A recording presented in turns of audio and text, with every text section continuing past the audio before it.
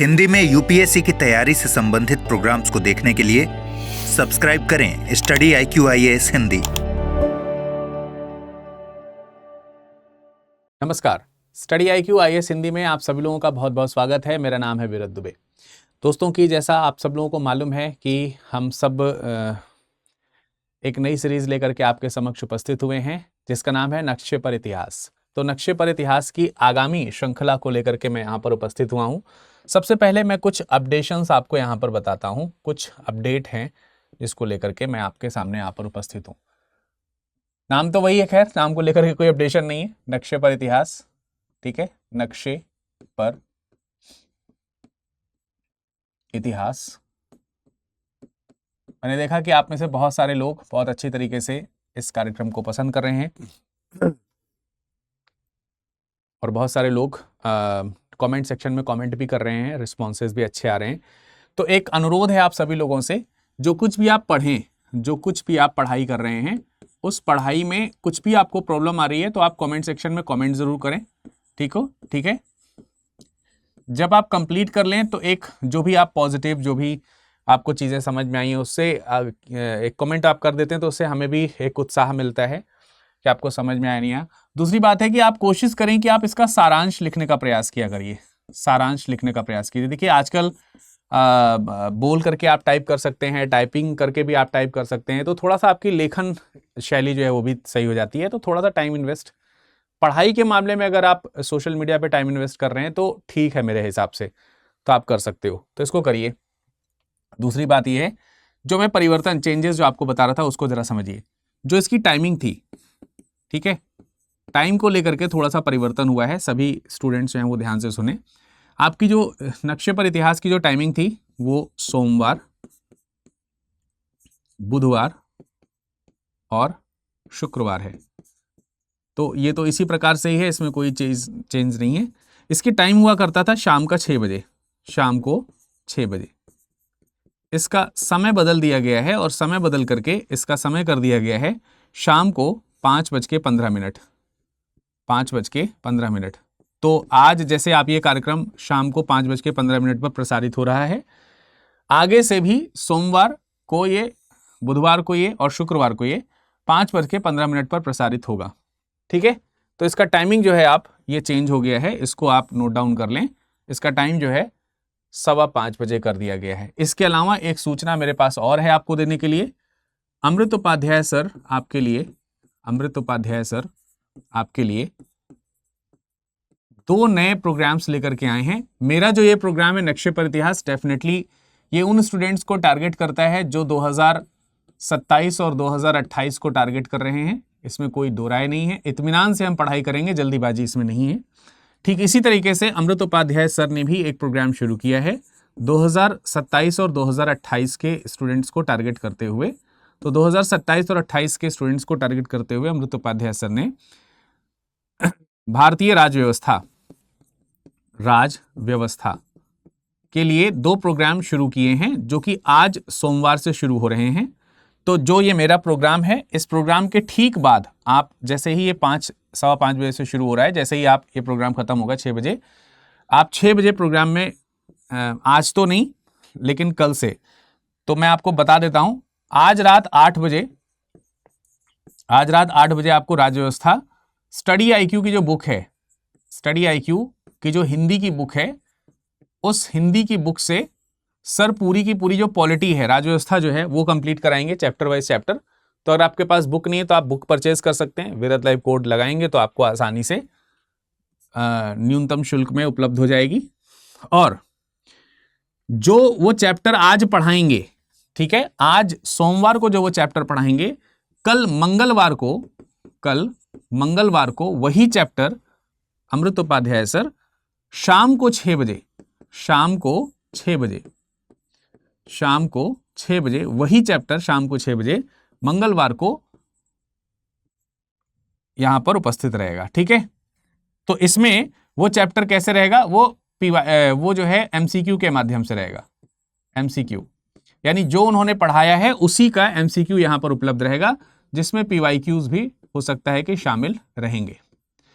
तो आपने पढ़ा भी और पढ़ने के साथ साथ उसमें PYQs भी देख लिए। तो भाई ये प्रोग्राम आपके अमृत उपाध्याय सर की तरफ से 1 और 2 यानी स्टडी भी और MCQs भी आपको मिल रहा है, और मेरी तरफ से आपको नक्शे पर इतिहास कार्यक्रम यहाँ पर मिल रहा है शाम को 5:15 बजे।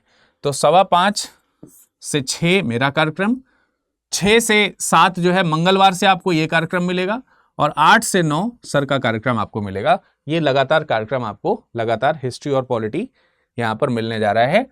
मेरा और अमृत सर का कॉम्बिनेशन आपको फटाफट यहाँ पर मिल रहा है।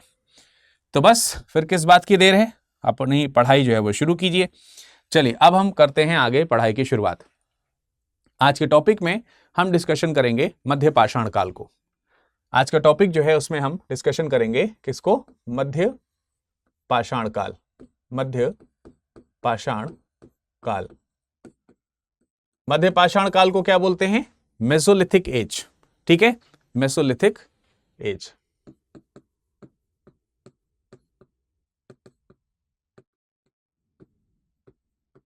मेसोलिथिक एज, लिथिक, लिथ शब्द का अर्थ जो है वो पाषाण से, प्रस्तर से लिया जाता है, तो इसीलिए इसको मेसोलिथिक एज के नाम से जाना जाता है।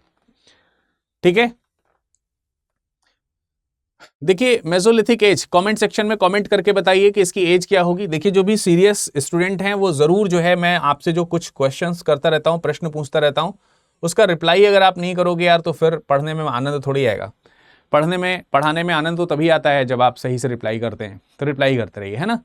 मेसोलिथिक एज जो है जो ये आपका मध्य पाषाण काल है, मध्य पाषाण काल तकरीबन 10,000 ईसा पूर्व से 4,000 ईसा पूर्व का है। अगर हम बिफोर प्रेजेंट की बात करते हैं तो आप इसे 12,000 ईसा पूर्व कह सकते हैं, क्योंकि 2000 ईस्वी में तो हम लोग तकरीबन चल ही रहे हैं, तो आप बिफोर प्रेजेंट की बात कर सकते हैं तो 12,000 कह लीजिए। अदरवाइज राउंड ऑफ में अगर देखा जाए तो 10,000 ईसा पूर्व के आसपास की बात यहाँ पर होती है। तो ये वो समय है जब धीरे धीरे करके हिमयुग समाप्त हो गया है, और जब हिमयुग यानी कि आइस एज समाप्त होता है तो धीरे धीरे करके जो वैश्विक तापन है वो बढ़ रहा है, मतलब थोड़ा सा शुष्क होने लगा है मौसम, गर्म और आर्द्र जलवायु जो है वो वैश्विक परिदृश्य में आपको देखने को मिलेगी। वातावरण जो है थोड़ा सा वैसा आने लगेगा। ज्योग्राफी में आप पढ़ेंगे वैसे तो ये सारी चीजें, पर थोड़ा उसका प्रभाव इतिहास पे पड़ता है। पर्याप्त वर्षा होनी शुरू हो जाएगी, सघन वन आपको देखने को मिलेंगे, वनस्पतियां आपको देखने को मिलेंगी। तो आप इस चीज की कल्पना करें कि जो धरती है, अगर आप धरती को देख रहे होंगे तो धरती पहले की तुलना अगर आप देखेंगे, पहले की तुलना में यहां पर जो वनस्पति है, वनस्पति जो है उसकी मात्रा बढ़ जाएगी, और जीवों की जो मात्रा है वो मात्रा भी क्या हो जाएगी? बढ़ जाएगी। क्योंकि मैंने आपको बताया कि जो जलवायु जो है वो थोड़ा सा इसमें नमी आनी शुरू हो जाएगी। अगर आप देखेंगे तो इसमें परिवर्तन जलवायु का कुछ इस तरीके से आएगा कि इसमें थोड़ी नमी डेफिनेटली आपको यहां पर देखने को मिलेगी, और इस नमी का ऐसा असर होगा कि इसमें पर्याप्त वर्षा आपको देखने को मिलेगी। पर्याप्त वर्षा जो है आपको यहां पर देखने को मिलनी शुरू हो जाएगी, और उसी का यह सब प्रभाव हमको देखने को मिलेगा। अब जब हमारे पास में पर्याप्त वनस्पतियां होंगी तो ऑब्वियसली मानव जो होगा, मानव क्या करेगा? क्या मानव इसका लाभ उठाएगा? बिल्कुल, मानव जो है इसका क्या करेगा?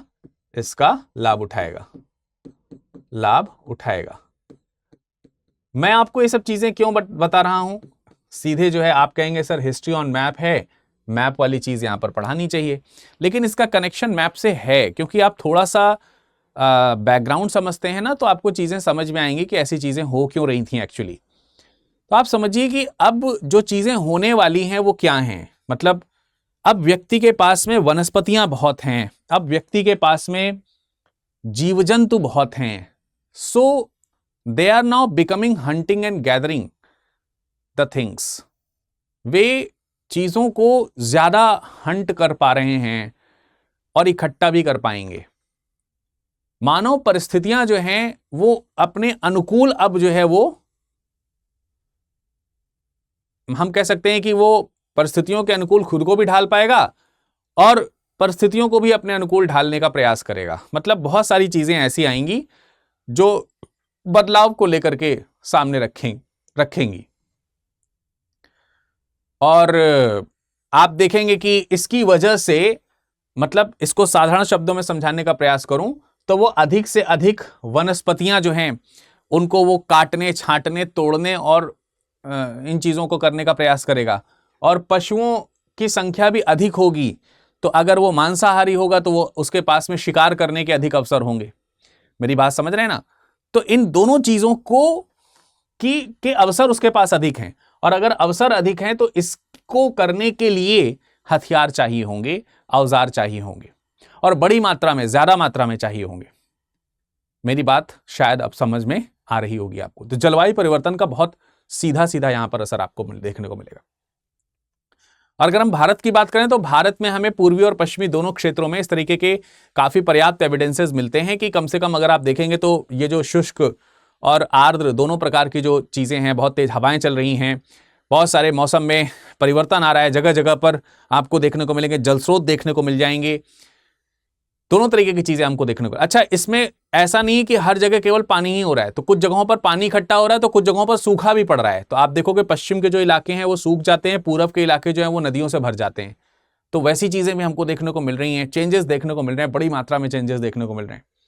पूरब में कुछ समय तक ऐसी स्थिति देखने को मिलती है कि पूरा एकदम घने जंगल पूरब की तरफ बन जाते हैं, पश्चिम की तरफ आप देखेंगे चीजें खाली हो जाती हैं, शुष्क हो जाती हैं। तो वो सब चीजें हमको देखने को मिलती हैं, और ये टाइम बहुत लंबे समय तक चलता चला आता है। तो मानव इस समय कर क्या रहा है? मानव का जीवन इस समय कैसा है? मानव आखेट कर रहा है, शिकार कर रहा है। मानव जीवन जो है वो क्या हो रहा है? मानव क्या कर रहा है इस समय? मानव इस समय आखेट कर रहा है। आखेट यानी कि शिकार, शिकार यानी कि हंटिंग। ठीक है, मानव इस समय क्या कर रहा है? हंटिंग कर रहा है, हंटिंग कर रहा है।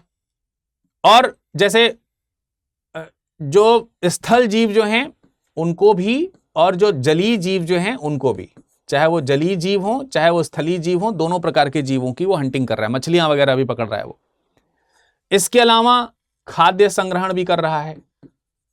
खाद्य संग्रहण, खाद्य संग्रहण का मतलब क्या हो गया? Food gathering, food gathering.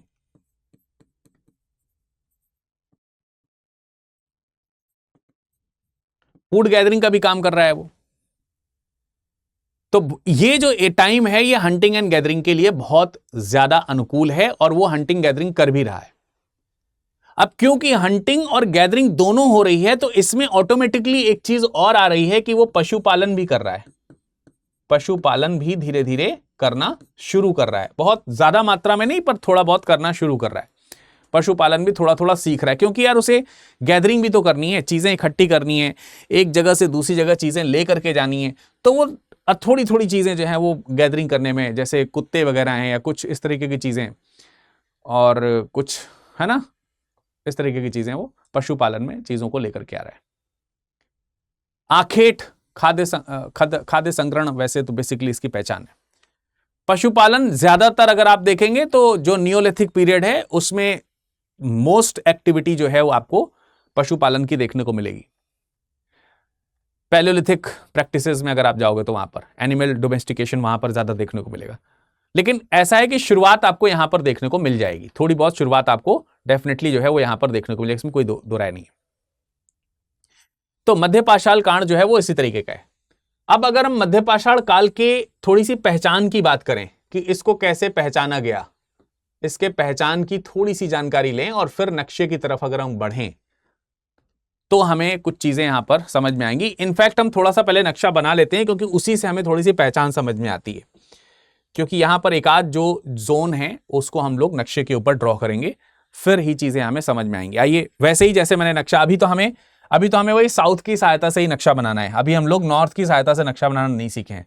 अभी हमने आपको जम्मू कश्मीर कैसे बनेगा, राजस्थान कैसे बनेगा, कैसे हम लोग हिमालय की तलहटी बनाएंगे, कैसे उसमें नेपाल का पोर्शन कट करेंगे, कैसे जो है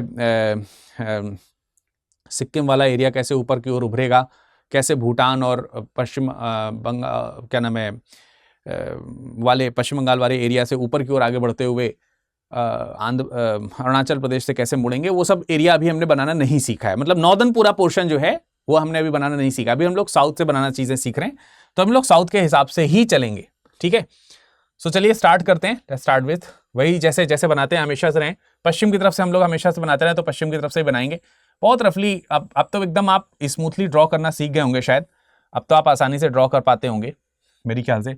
जैसे मैं अब बड़े ही ईजी तरीके से आपको यहाँ पर ड्रॉ करते हुए देख रहा हूँ, ऐसे ही आप ड्रॉ कर पाते होंगे। साउथ का नक्शा इस तरीके से ड्रॉ कर लेते हैं, हाँ या नहीं? सब लोग ड्रॉ कर लेते हैं, इतना ईजी।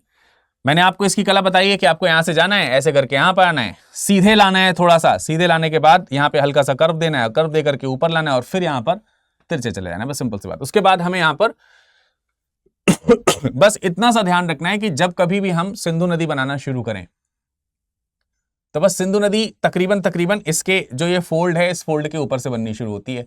बस ऐसे करके ऊपर ले जाइए और यहां से ऐसे लाइए और हल्का सा घुमा करके इसको ऐसे नीचे ले आइए, मतलब थोड़ा आगे पीछे हो सकती है, कोई दिक्कत नहीं है।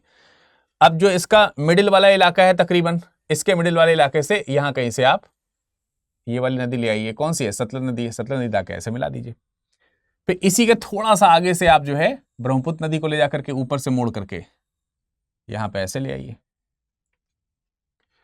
फिर यहीं से आपकी बीच से इसके जो है ये गंगा नदी निकाल दीजिए, ऐसे करके ये गंगा नदी निकल आई, इसी मिला दीजिए ला करके, यमुना नदी ला करके मिला दीजिए इसी तरह यहीं कहीं। अब हमने आपको दो नदियां और बनानी सिखाई हैं, और वो दो नदियां कौन सी हैं? नर्मदा और ताप्ती। ये जो तकरीबन यहाँ का जो हिस्सा है इस जगह पर, और इसका जो केंद्र है, और जो इधर जो सिंधु नदी है उसके ठीक नीचे, यही तीन चीजें बताई हैं। यहां से लाइए और हल्का सा नीचे ला करके इस जगह मिला दीजिए, और इससे नीचे की ओर से ऊपर की ओर लाना है ताप्ती, और तकरीबन इसके बीच से नीचे से ऊपर लाइए और फिर यहां से ऐसे कर्व बना दीजिए, योगी ताप्ती। तो बस इतना ही मैप को हमको मैप में योगदान देना। अच्छा, यहां पर बीच में कुछ नदियां आपको बनानी है, तो झेलम, चिनाब, रावी, चिनाब, रावी, ब्यास, ये सतलज आपने बनाई थी, बस हो गया। तो हमें फिलहाल फौरी तौर पे नक्शा इसी तरीके से बनाना है और कुछ नहीं करना है। तो ये ऐसे ही नक्शा बनाना है हमेशा, और कुछ करना ही नहीं है, हमेशा ऐसे ही नक्शा बनाना है। तो अभी फिलहाल ऐसे ही बनाना है, बाद में हम लोग देख लेंगे। तो मैं आपको बता रहा था कि जो ये अभी जो खोज हुई है, अगर हम ये जानने का प्रयास करें कि जो इसकी पहचान है ये किस तरीके की है, इसकी पहचान के बारे में हमें जानकारी किस तरीके की मिलती है, तो एक व्यक्ति का नाम आप चाहें तो याद रख सकते हैं इसकी जानकारी के बारे में कि 1867 में 1867 में इसकी जानकारी हुई थी सीएल कार्लाइल के द्वारा। C L Carlyle. अच्छा, इतिहास में एक जगह पे सीएल कार्लाइल, माफ कीजिएगा, एक जगह पे कार्लाइल का नाम और आता है, एक जगह पे कार्लाइल का नाम आता है 1905 के आसपास, और वो कार्लाइल फरमान आता है जब बंगाल विभाजन के बाद में स्वदेशी मूवमेंट चलता है, वो कार्लाइल अलग है, ये कार्लाइल अलग है, ठीक है, ध्यान रखना। तो ये जो कार्लाइल महोदय हैं, इन्होंने इसकी खोज की है, सबसे पहले इसकी खोज की है 1867 में इनके कुछ जगहें खोजी थी, और इन्होंने जिन जगहों पर इसकी खोज की है वो विंध्य रीजन्स हैं, विंध्य क्षेत्र हैं, विंध्य क्षेत्र जो हैं वहां पर यहां पर इन्होंने खोज की है। अब जो विंध्य क्षेत्र में खोज हुई है वो वहां पर लघु पाषाण उपकरण इन्होंने खोजे हैं। क्या खोजे हैं? लघु पाषाण उपकरण। लघु पाषाण उपकरण जो हैं उन्होंने खोजे वहां पर। लघु पाषाण उपकरण का मतलब जो माइक्रोलिथ्स जिनको आप कह सकते हैं, लघु पाषाण उपकरण का मतलब है माइक्रोलिथ्स,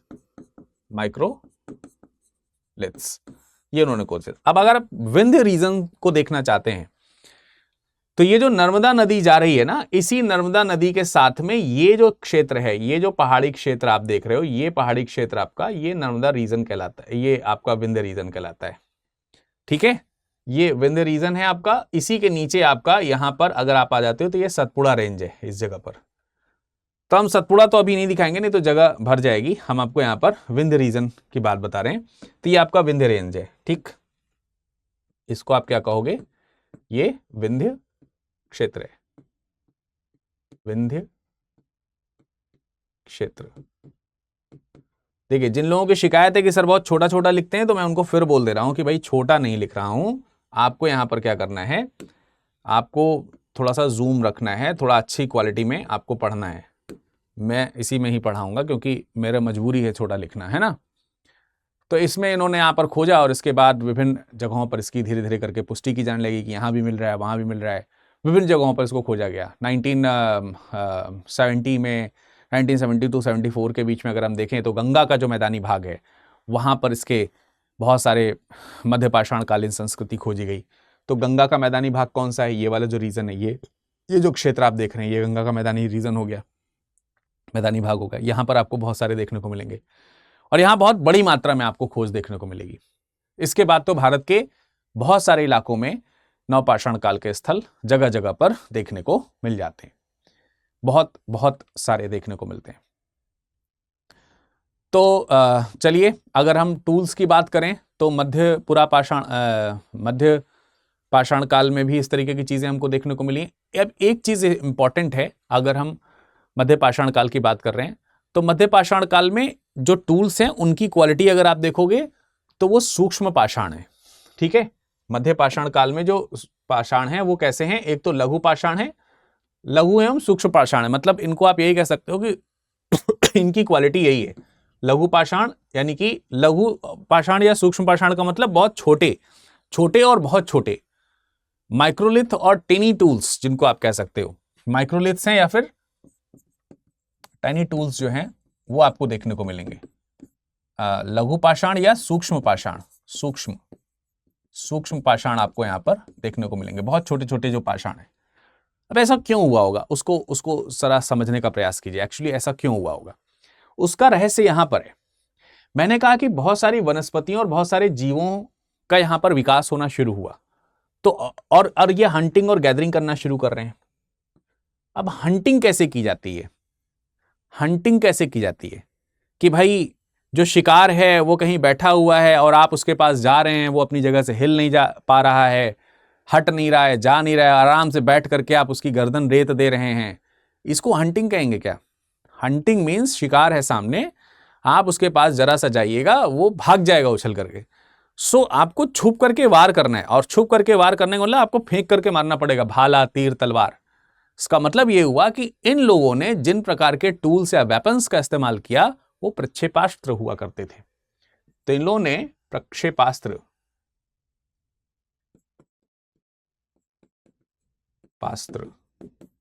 ठीक है, तो प्रक्षेपास्त्रों का इस्तेमाल किया है। तो प्रक्षेपास्त्र यहां पर आ जाते हैं, प्रक्षेपास्त्र बनाए। अब प्रक्षेपास्त्र बनाए तो इसका मतलब क्या हुआ, इसका मतलब यही हुआ कि फेंक करके चीजें जो हैं वो मारी गई, फेंकी गई, और उस तरीके से चीजें यहां पर मतलब इनके पास में आती हैं। तो कहने का अर्थ यहां पर यही हो जाता है कि चीजें जो हैं वो इस तरीके से आई, चीजें इस तरीके से पहुंची, और ये एक बहुत इंपॉर्टेंट चीज थी। अब अगर आप किसी चीज को फेंक करके मारोगे तो उसका भार कैसा होना चाहिए? ऑब्वियसली उसका भार जो है वो कम होना चाहिए। इसका मतलब ये जो टूल्स बनाए गए थे ये टूल्स हल्के थे, हल्के तभी होंगे जब वो माइक्रोलिथ या टेनी टूल्स के तौर पर होंगे, यानी सूक्ष्म या लघु हथियार के तौर पर उनको बनाया गया होगा। तो इनमें बर्छी, तीर, तलवार, भाला, इस तरीके की जो चीजें हैं, तलवार नहीं मतलब भाला, कटार, छोटी छोटी कुल्हाड़ी, उस तरीके की जो चीजें हैं वो बनाई जानी शुरू की गई। तो इनकी जो प्रौद्योगिकी है, बेसिकली इनकी जो टेक्नोलॉजी है वो किस तरीके की है, वो मतलब उसमें अगर आप देखोगे तो सिलेंड्रिकल कोर्स बना रहे हैं, धीरे धीरे करके उसके शल्क जो है वो निकाले जा रहे हैं। शल्क समझते हो, मतलब उसका जैसे मान लेते हैं कि कोई पत्थर है, कोई इस तरीके का पत्थर है, अब इसमें से ये टुकड़ा निकाल दिया गया, ठीक है, इसको और शार्प किया गया, ये टुकड़ा निकाल दिया, ये टुकड़ा निकाल दिया, तो ये इतना हिस्सा फिर ऐसे करके, ये ऐसे करके ये शार्प हो गया। अब ये टुकड़ा इतना निकाल दिया ना आपने, तो ये इस तरीके से शार्प हो गया, इसको और निकाल दिया गया तो और शार्प हो गया। तो ये इस तरीके से एक एक शल्क निकाला गया, एक एक जो उसके ऊपर का परत है वो निकाला गया। शल्क मतलब छोटे छोटे परत निकालना। फिर उसके ब्लेड्स बनाए गए, मतलब उसको शार्प किया गया। फिर उसमें इस तरीके से अंदर की ओर कर्व बनाया गया, इस तरीके से फलक उसके अंदर नालीदार बनाया गया कि उसके अंदर वो जो क्या कह सकते हैं, जो जैसे बांस होता है ना, बांस बसेटी वगैरह होती है, पीछे जो हैंडल जिसको बोलते हैं आप, हैंडल जो है वो उसके अंदर फिट किया जा सके। भाई अगर आप मान के चलिए कि इस तरीके से पत्थर लेकर के आपने किसी तरीके से उसमें जो है ये इस तरीके का बना लिया, सपोज ये इस तरीके का आपने चीजें बनाई, तो ये शेप देना पड़ेगा आपको जो हैंडल में जाकर के फिट हो सके। ये पीछे जो है हैंडल लगाना पड़ेगा ना इस तरीके से। तो आपने ये सब चीजें तो किसी तरीके से खोद खोद करके बनाई हैं, मतलब इसी पे शल निकले हुए बने हुए बनाया ना, इसको छांट छांट करके बनाया, तो ये भी छांट काट करके बनाना पड़ेगा और ये इस तरीके से बनाना पड़ेगा कि इसमें जाकर के ये फिट हो जाए। तो इस तरीके से जाकर के ये वो बनेंगे, क्या नाम है, भाले बनेंगे छोटे छोटे। तो तीर तलवार भाले इस तरीके से चीजें जो हैं वो बनाई जाती थी। इसको फ्लंटिंग टेक्निक बोला जाता था। तो फ्लंटिंग टेक्निक्स यानी कि अलंकरण, नाली अलंकरण टेक्निक बोला जाता था इसको। इस टेक्निक से चीजें जो हैं वो छोटी छोटी बनाई जाती थी। ठीक है, तो शार्प होते थे, छोटे होते थे हथियार, ज्यादा दूरी तक आप इसको आसानी से फेंक सकते थे। तो आपको चीजें काटनी है, फेंकनी है, मारनी है, शिकार करनी है, तो उसमें जो है इनका इस्तेमाल होता था। अब हम सीधे आते हैं उन चीजों पर जहां पर ये उपकरण पाए गए हैं, जहां पर इनके स्थल हमको देखने को मिलेंगे। आपको इसमें ब्लेड मिलेंगे, आपको एक तरफ की धारी वाला जो है यानी कि बैक्ड ब्लेड जो है आपको देखने को मिलेगा। आपको पॉइंट यानी कि बेधनी देखने को मिलेगी। अर्धचंद्राकार हथियार देखने को मिलेंगे जिनको हम ल्यूनेट बोल सकते हैं, या फिर ट्रैम्पेज देखने को मिलेंगे, या ट्रैपेज देखने को मिलेंगे, समलंब जिसको आप बोल सकते हो। इस तरीके के बहुत सारे हथियार देखने को मिलेंगे। तो इंपॉर्टेंट जो स्थल हैं अगर आप देखोगे तो हर जगह, पश्चिम बंगाल से लेकर के राजस्थान तक और जम्मू कश्मीर से लेकर के नीचे तमिलनाडु तक, हर जगह आपको इसके पर्याप्त जो है जगह हमको यहाँ पर देखने को मिलेंगी। तो 1 बाय 1 आइए इसमें से देखते हैं। तो मैंने एक मैप बना लिया है, मैं इसका डुप्लीकेट बना लेता हूं। पहले मेरे पास में इसकी डुप्लीकेट करने की सुविधा है, तो मैं इसका डुप्लीकेट बना लेता हूं कि बाय द वे अगर हमें एक्स्ट्रा बनाना पड़े तो मुझे फिर से ड्रॉ ना करना पड़े, तो मैं इसी में ही बना ले रहा हूं। तो मैं शुरुआत कर रहा हूं यहां पर राजस्थान से। मैं यहां पर शुरुआत कर रहा हूं राजस्थान से, राजस्थान। ठीक है जी। अब राजस्थान से जब मैं इसकी शुरुआत कर रहा हूं तो इधर वाला कहीं का ये इलाका हो गया। राजस्थान में तिलवाड़ा वाला जो इलाका है, ठीक है, तकरीबन मान के चलिए कि ये वाला जो जगह है यहां कहीं पर तिलवाड़ा जगह पड़ेगा। तिलवाड़ा, तिलवाड़ा, ये राजस्थान का तिलवाड़ा है। राजस्थान के तिलवाड़ा में मतलब कई सारी जगहें इसके अंतर्गत आ जाती हैं। बाड़मेर जनपद के आसपास आपको देखने को मिलेगा। ठीक है, राजस्थान में तिलवाड़ा, तिलवाड़ा, बाड़मेर, बाड़मेर डिस्ट्रिक्ट के पास में आपको देखने को मिलेगा। खेड़गर भी एक जगह पड़ती है पास में, वहां पर लूनी नदी बह करके जाती है, उसी लूनी नदी के पास में। ठीक है, तो वो आपको देखने को मिल रहा होगा। इसके अलावा अगर आप देखेंगे तो एक बागोर जगह, आपको बागोर जगह देखने को मिलेगी। यहां कहीं पर आपको बागोर जगह देखने को मिलेगी, बागोर। ठीक है, यहां कहीं पे आपको बागोर जगह देखने को मिलेगी। बागोर जो है वो कोठारी नदी के पास में है, चंबल की सहायक नदी है, वो भीलवाड़ा डिस्ट्रिक्ट के पास में। तो ये भी बहुत इंपॉर्टेंट जगह है, बागोर, भीलवाड़ा के पास में, भीलवाड़ा। ठीक, राजस्थान की ये बहुत ही इंपॉर्टेंट लोकेशन है। राजस्थान में गए हैं तो थोड़ा सा गुजरात तो बनता है ना, हल्का सा गुजरात तो बनेगा ही बनेगा। तो चलिए गुजरात की तरफ चलते हैं। गुजरात, थोड़ा समय तो गुजरात में यहां पर इस जगह पर बिताना पड़ेगा। गुजरात की अगर हम बात करें तो गुजरात में अखज है, वलसाना है, वलसाना या वलसाना बोला जाता है, मतलब बोलने का स्टाइल थोड़ा सा गुजराती अलग होगा, मुझे तो उतना नहीं समझ है, पर ऐसे ही कुछ तरीके से हीरापुर या हीरापुर ऐसे करके है। तो अखज, अखज, बलसाना, बलसाना ऐसे है। अखज से बलसाना से ही लिखा होगा शायद हमने, अगर कोई वहां का हो तो बताइएगा। हीरापुर, तो ये जो सारी लोकेशन है ना, ये सब यहीं पर पड़ती हैं, इसी सब जगहों पर, छोटी छोटी लोकेशंस हैं सारी एक साथ, मतलब इन जगहों पर ही एक साथ ये लोकेशंस पड़ जाएंगे। अब इतनी छोटी छोटी हैं कि एक साथ मैं उस वहां पर लिख नहीं सकता, ठीक है। यहीं पर जगह आपकी लंघनाज भी पड़ जाएगी, यहीं पर लंघनाज। लंघनाज बहुत फेमस जगह है, ये आगे भी आपको काम आएगा, इसी जगह पर आपका ये लंघनाज पड़ता है। तो यहां पर एक छोटी सी नदी बहती है, एक छोटी सी नदी बहती है, आप चाहें तो यहां पर ऐसे ड्रॉ करके दिखा भी सकते हो, ऐसी यहां पर साबरमती नदी है ये। तो यहीं पर साबरमती नदी जो है लंघनाज के पास में बहती है, साबरमती। साबरमती नदी का नाम आपने निश्चित तौर पर सुना होगा। तो ये वाला जो इलाका है वो उसी का ही है, ठीक है। यहां से थोड़ा सा अंदर चलते हैं, यहां से अंदर की ओर, यहां से अंदर की ओर चलेंगे तो मध्य प्रदेश वाला इलाका देखने को मिल जाएगा। और मध्य प्रदेश में मतलब आप बहुत इंपॉर्टेंट साइट्स के तौर पर देखोगे तो आपको भीमबेटका जो है वो देखने को मिल जाएगा। भीमबेटका तकरीबन पहले भी दोनों लेक्चर जो हमने आपको सुनाए हैं उसमें भी आपको भीमबेटका देखने को मिला है, रायसेन जनपद का, और यहां पर भी भीमबेटका आपको देखने को मिलेगा ही।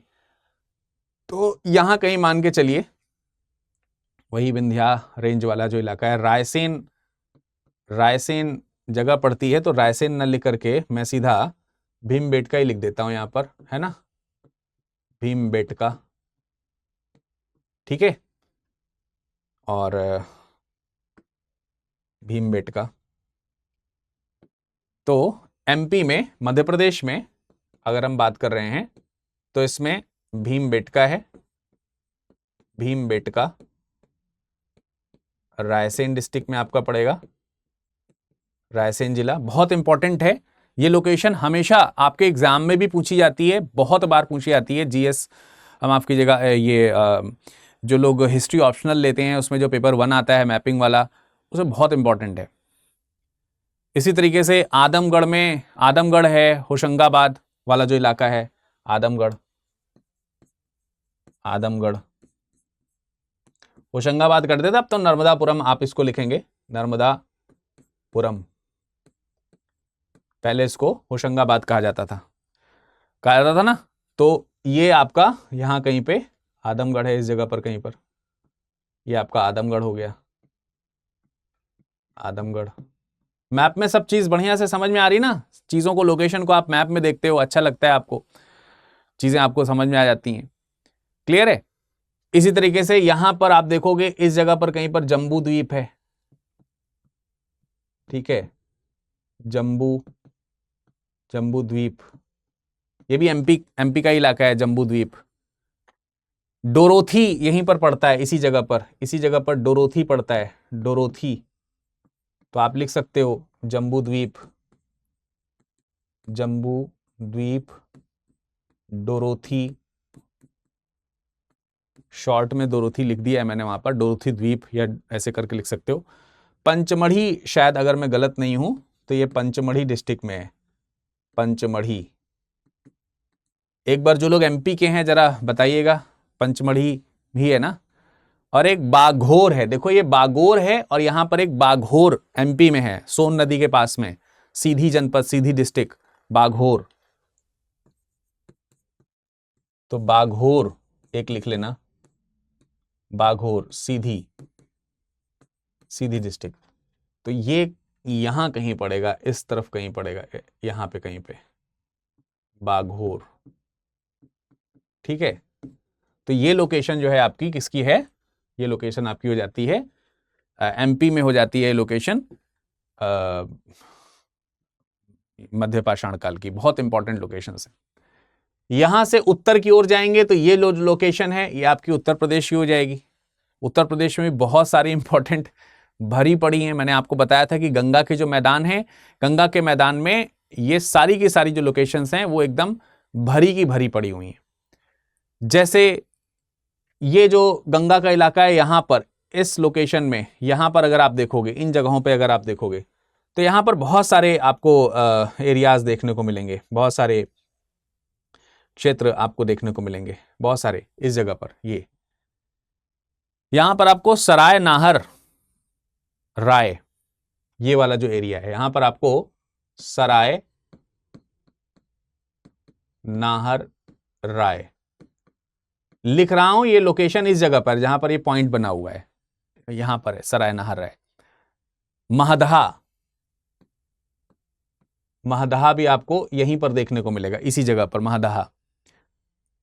ठीक है, दमदमा, दमदमा, अरे यूपी में बहुत ही फेमस जगह है राजा भैया वाली, प्रतापगढ़ जनपद से कितने लोग हैं जरा कमेंट सेक्शन में कमेंट करके बताइए। प्रतापगढ़ से है कौनो, कौनो भैया बहनी है प्रतापगढ़ से, जरा कमेंट सेक्शन में बतावें, अपना अपन नाम सुझावें। और कौनो सराय नाहरगढ़ से हो तो वो बतावें, हम तो वहीं रहा थे भैया। तो ये वही जगह है, तो दमदमा। ठीक है, तो ये एग्जैक्टली अगर आप देखेंगे तीन की तीनों जगह जो हैं वो इसी लोकेशन में, मतलब इन्हीं लोकेशंस में आप देखोगे तो आपको देखने को मिलेंगी। तो ये लोकेशन जो है एग्जैक्टली अगर देखा जाए तो ये यहीं की है, इस जगह की। ठीक है, और इसी में थोड़ा सा अगर आप गंगा नदी के दक्षिण की तरफ आएंगे तो चौपानी मांडो एक जगह पड़ती है, बेलन नदी घाटी वैसे वो इलाका पड़ता है यहां कहीं पर, इस जगह पर, इस जगह पर। तो बेलन नदी घाटी है, बेलन नदी घाटी है। चौपानी मांडो बहुत फेमस जगह है, चौपानी मांडो। ठीक है, तो चौपानी मांडो बहुत बहुत फेमस जगह है, बेलन नदी घाटी। प्रयागराज से जितने लोग होंगे हमारे बंधु बांधव, ठीक है, ठीक है, प्रयागराज, प्रयागराज, ये थोड़ा ज्यादा ही हमने इधर बना दिया शायद। इसको एक काम करते हैं, देखते हैं इरेज हो पाता है या नहीं, हो गया है। तो इसको थोड़ा सा यहां पे बना लेते हैं इस जगह पर, और यहां से कनेक्ट करते हैं ऐसे। तो ये हमारा प्रयागराज हो गया। तो वही प्रयागराज जहां संगम है उस जगह पर आप देख सकते हैं। अब मुरहाना, मुरहाना लिखहिया मिर्जापुर में पड़ेगा, ये थोड़ा सा पूरब में। आप जब यहां पे पढ़ोगे, यहां पे बढ़ोगे, ये एक जगह हो गई। और इसके आगे अगर हम एक इसी से थोड़ा सा और आगे बढ़ें, प्रयागराज से थोड़ा सा आगे यहां कहीं पर, इस जगह पर कहीं पर आए तो एक जगह पड़ेगी आपकी मिर्जापुर। इस जगह पड़ती है मिर्जापुर, मिर्जापुर। तो मिर्जापुर में दो तीन लोकेशंस आपको ध्यान रखनी है। मोरहाना पहाड़, ठीक है, तो मिर्जापुर में लोकेशन आपको देखने को मिलेगी। तो ये लोकेशन मैं आपको कहां पर लिख दूं, यहां अलग से लिख दे रहा हूं, ये यहां पर ना लिख करके ऊपर लिख दे रहा हूं, मिर्जापुर की, मिर्जापुर की जो लोकेशन है, एक मिनट, मिर्जापुर, मुरहाना पहाड़, ठीक है, मुरहाना पहाड़ वाला जो इलाका है वो लिखहिया, लिखहिया। और इसके अलावा एक जगह पड़ती है बगही खोर, बगही खोर। ये जो लोकेशंस हैं ये इसी जगह पर आपको यहां पर इन जगहों पर देखने को मिल जाएंगी। ठीक है, तो ये लोकेशंस हो गई। इसी से थोड़ा सा और पूर्व में बढ़िएगा तो मुंगेर जनपद आपको मिलेगा। ये मुंगेर जनपद सब लोग जानते होंगे, जो लोग बिहार के हैं जरा कमेंट सेक्शन में कमेंट करिए। मुंगेर जनपद, मुंगेर जनपद कहां पर है, बिहार में, पैसरा जगह पड़ता है, पैसरा, मुंगेर। यहां पे मान के चलिए मैं इसको भी एक डिफरेंट कलर से लिख देता हूं, ये जगह, ये पैसरा, ठीक है। तो पैसरा जगह कहां पड़ेगा, पैसरा जगह पड़ेगा मुंगेर, मुंगेर बिहार, ठीक है जी। यहां से एक लोकेशन आपको मध्य पाषाण काल की देखने को मिलेगी। इसके अलावा थोड़ा और पूरब में जाइएगा तो पश्चिम बंगाल मिलेगा, वहां पर बीरभानपुर मिलेगा।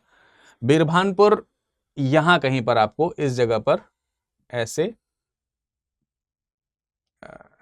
बीरभानपुर लिख दे रहा हूं मैं इसको, बीरभानपुर, वेस्ट बंगाल, ठीक है। पश्चिम बंगाल में एक जगह पड़ता है बर्धमानपुर, बर्धमानपुर जनपद, बर्धमानपुर।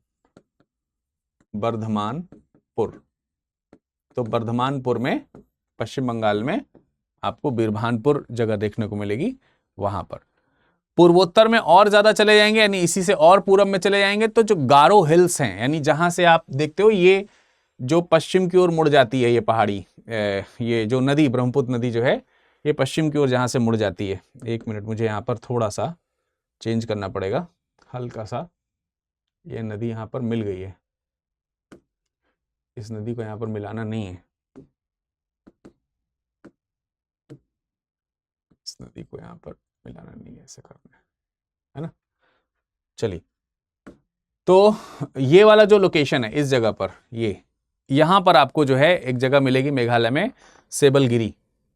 ये अरे सेबलगिरी, तो इसको आप लोग लिख सकते हो यहां पर, ये जगह की हो गई सेबलगिरी,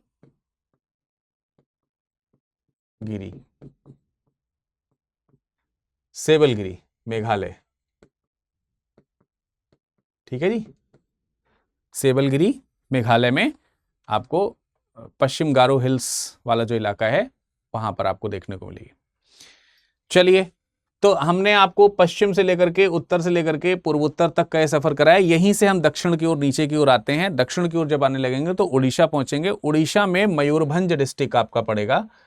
इस जगह पर जब आप आइएगा तो मयूरभंज में एक जगह पड़ती है कुचाई, तो कुचाई, कुचाई मयूरभंज, मयूरभंज डिस्ट्रिक्ट, तो यहां मयूरभंज में आपको एक लोकेशन देखने को मिल जाएगी।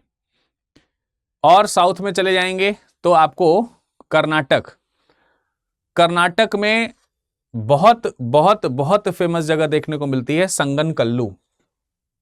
यहां कहीं पर जगह आपको देखने को मिलेगी संगनकल्लू, संगनकल्लू कर्नाटक। तो मैं अलग से लिख दे रहा हूं, कर्नाटक में संगनकल्लू। ठीक है, बहुत इंपॉर्टेंट लोकेशन, और कई बार आगे भी आएगा नाम ये, तो ये नाम आपको ध्यान रखना है, संगनकल्लू। बेलारी डिस्ट्रिक्ट बेसिकली पड़ता है, बेलारी जगह पड़ती है, बेलारी डिस्ट्रिक्ट पड़ता है, वहां पर आपको देखने को मिलेगा। फिर है आपका एक जगह पड़ती है किब्बनहल्ली। ठीक है, किब्बनहल्ली, तो किब्बनहल्ली है, किब्बनहल्ली, जलहल्ली,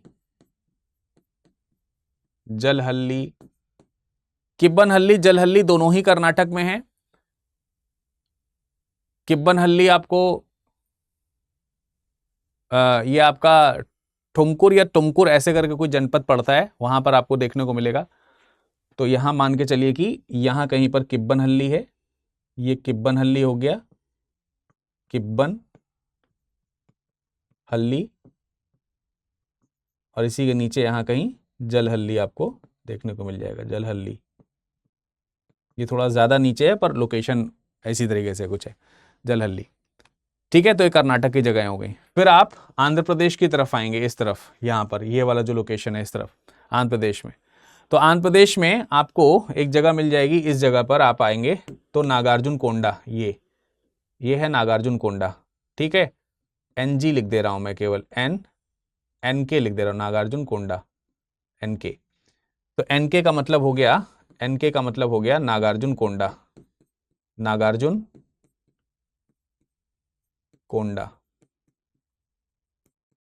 ठीक है, नागार्जुन कोंडा आंध्र प्रदेश, तो ये आंध्र प्रदेश की जगह है, आंध्र प्रदेश। तो आंध्र प्रदेश में आपका नागार्जुन कोंडा जगह है, बहुत इंपॉर्टेंट लोकेशन नागार्जुन कोंडा, पलनाडु डिस्ट्रिक्ट पड़ता है वहां पर। और एक बहुत बार बार नाम आगे भी आएगा तो वो भी ध्यान रखना है आपको, रेणुगुंटा। रेणुगुंटा तिरुपति में पड़ता है, आंध्र प्रदेश में, तिरुपति में।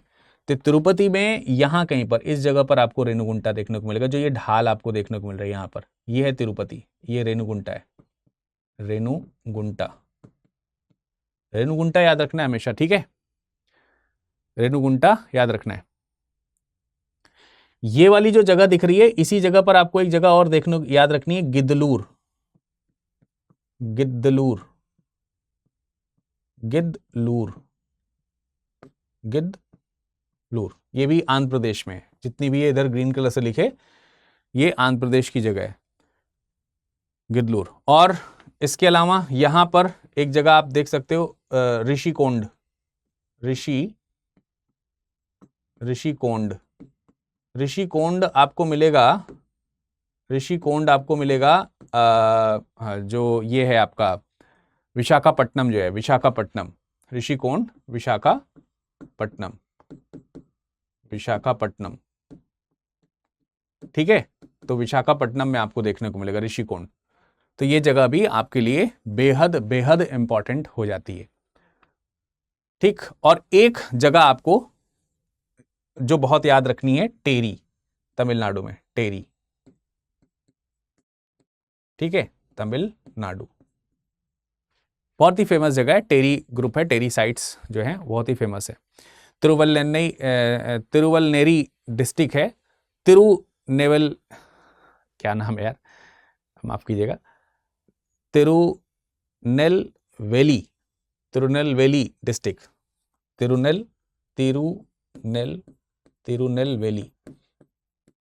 तिरुनेलवेली डिस्ट्रिक्ट जनपद, ठीक है, यहां पर ये पड़ता है। तो ये इंपॉर्टेंट साइट्स हैं जो कि आपकी सारी की सारी किसकी हैं, ये सारी की सारी साइट्स आपकी मध्य पाषाण काल की हैं, मध्य पाषाण स्थल, ये सारे के सारे आपके मध्य पाषाण स्थल हैं जो मैंने आपको यहां पर बताए। एंड आई होप कि आपको ये सारे मध्य पाषाण स्थल अच्छे से समझ में आए होंगे। और अगर आपको ये मध्य पाषाण स्थल सारे से सारे अच्छे समझ में आए हैं तो मैं उम्मीद करता हूं कि आप सब लोग इसे रिवाइज जरूर करोगे, बनाओगे जरूर। किसने अच्छे से नोट्स बनाए हैं वो भी बताइएगा मुझे। और फिर जो मैंने यहाँ पर एक्स्ट्रा मैप रखा था उसकी कोई ख़ास ज़रूरत मुझे पड़ी नहीं, मुझे लगता है कि मैंने इसी में ही सारा काम चला लिया, एक ही मैप में।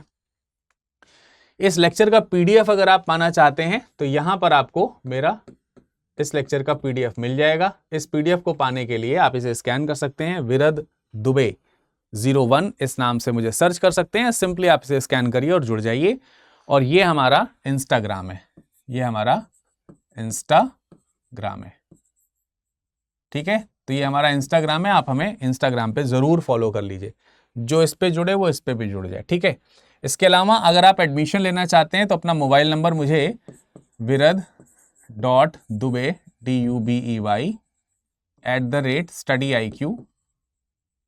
@studyiq.com इस पर अपना मोबाइल नंबर और अपना नाम और मोबाइल नंबर ये मुझे भेज दीजिए और बता दीजिए कि किस बैच में एडमिशन करना है। मैं आपको जो भी एक्स्ट्रा डिस्काउंट है वो ज़रूर दिला दूंगा। फिलहाल ध्यान रखिए कि प्रतिज्ञा बैच जो है वो आपके लिए ओपन हो चुका है। ये 2027 के लिए बैच है, ये 2027 के लिए जो बैचेस हैं वो ओपन हो चुके हैं, और ये 2028 के लिए बैच ओपन हो चुका है। तो 2027 और 2028 के लिए, ठीक है, ध्यान रखें। ये बैच की शुरुआत हो रही है 12 नवंबर से, ठीक है, और ये बैच की शुरुआत भी हो रही है 12 नवंबर से शाम को 6 बजे। तो इसमें एडमिशन जो है वो 5 तारीख को क्लोज हो जाएंगे। 5 नवंबर जो है, 5 नवंबर को इसमें एडमिशन जो है वो क्लोज हो रहे हैं, बंद हो रहे हैं एडमिशन। बैच जो है वो 12 तारीख से शुरू होगा। तो अगर आप डिस्काउंट चाहते हैं, मैक्सिमम डिस्काउंट चाहते हैं, तो आपको विरद लाइव कोड का इस्तेमाल करना है। विरद लाइव, इस कोड का इस्तेमाल करना है और आराम से एनरोल करा लेना है। तो जब आप बाय नाउ वाले ऑप्शन पे जाते हो, तो बाय नाउ वाले ऑप्शन पे जाकर के सीधे क्या करना है, अगर वहाँ पे कोई कोड पहले से लगा है तो उसे रिमूव करके विरद लाइव लिखना है। आपको ध्यान रखना है, रिमूव करके विरद लाइव लिखना है, क्योंकि उसको अगर लगाए रहोगे तो डिस्काउंट मिलेगा लेकिन मैक्सिमम नहीं मिलेगा। बाकी अगर किसी का कॉल आता है तो उनसे कहिए कि मुझे विरद सर के साथ ही जुड़ना है। अगर कोई कुछ भी आनाकानी करे तो तुरंत मुझे ये जो है मेरा इंस्टाग्राम, इस पे आप मुझे मैसेज कर दें, अपना कॉल नंबर सेंड कर दीजिए, या इस पे अपना कॉल नंबर सेंड कर दीजिए, मैं तुरंत आपकी सहायता करूंगा। ध्यान रखिए, कोई भी आनाकानी कर रहा है तो आपको मिसगाइड कर रहा है इसका मतलब, क्योंकि विरद लाइव कोड एक ऐसा कोड है, विरद मेरा नाम इसमें लिखा हुआ है एक्चुअली। तो इस नाम के साथ अगर कोई भी आनाकानी कर रहा है मतलब समझ जाइए कि आपके साथ गड़बड़ कर रहा है। तो इसीलिए जरूरी है कि जब भी कोई कॉल आपके पास आए तो उसे बोलिए कि विरद सर का मैं स्टूडेंट हूं और मुझे उनका ही कोड चाहिए, कितना भी डिस्काउंट, मतलब फ्री में भी कोर्स दिला रहा है अगर कोई ना, तो उससे बोलिए कि विरद सर के कोड पे ही दिलाए। तो ये भरोसे का नाम है, भरोसा मतलब भरोसा का नाम विरद सर, ये आप समझ जाइए। तो ऐसे काम चलेगा। इसके अलावा अगर जिन लोगों ने सेल्फ स्टडी करी है और वो अपनी तैयारी को अंतिम रूप देना चाहते हैं प्रीलिम्स के लिए, वो क्या कर सकते हैं, हमारे क्रैश कोर्स के साथ जुड़ सकते हैं। और हमारा क्रैश कोर्स जो है उसकी क्लासेस यहाँ से शुरू होने वाली हैं, कक्षाएं जो हैं वो 10 नवंबर से शुरू होने वाली हैं। तो ये सिर्फ और सिर्फ प्रीलिम्स के लिए, ठीक है, ये सिर्फ और सिर्फ प्रीलिम्स के लिए है। 2 सुविधाएं हैं, गोल्ड और प्लैटिनम। विरद लाइव कोड इसमें भी लगेगा, विरद लाइव कोड जो है इसमें भी लगेगा और आप आसानी से यहां पर एनरोल कर सकते हैं सक्सेस इन प्रीलिम्स में, एसआईपी में। ठीक है, 4,999, 6,999 में आसानी से आप इसमें जुड़ सकते हैं। चलिए, आपको ये क्लास कैसी लगी कमेंट सेक्शन में कमेंट करके जरूर बताइएगा। मिलते हैं बैचेस में, तब तक अपना ख्याल रखिएगा। शुक्रिया। हिंदी में यूपीएससी की तैयारी से संबंधित प्रोग्राम्स को देखने के लिए सब्सक्राइब करें स्टडी IQ IAS हिंदी।